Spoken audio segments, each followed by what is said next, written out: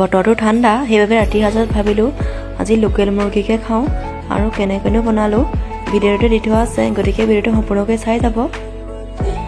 আৰু মই ভাবিছিলোঁ আজি লোকেল মুৰ্গী জালুক দি খাম, কিন্তু সেয়া নহ'লে, কাৰণ কিয়নো মানুহজনে জালুক দিয়া মাংস খাই বৰ ভাল নাপায়, সেইবাবে আজি নৰ্মেলকৈ বনোৱা হ'ল। আৰু এয়া মই আদা নহৰু পেষ্ট দি মাংসখিনি ফ্ৰাই কৰি আছোঁ। তাৰপাছতে এয়া অলপ ফ্ৰাই হোৱাৰ পাছত মই এয়া আলুখিনি দি দিছোঁ। আৰু সঁচা ফাগুন মাহ বৰ দুষ্ট দেই, মানে কিয় কৈছোঁ গম পায়নে, মানে কাহি কাহি অৱস্থা বেয়া, সেইবাবে মাতটো ভাগি গৈছে। আৰু এয়া মাংস উতলটাও আহিলে, তাৰপাছতে এয়া দেখিছেনে আমাৰ মাংস ৰেডি হৈ গ'ল।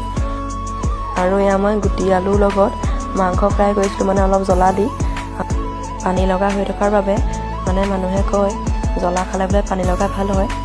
আৰু এয়া আমাৰ ৰাতিৰ সাজো যোগাৰ হৈ গ'ল। বাৰু আজিৰ ভিডিঅ'টো ইমানেই।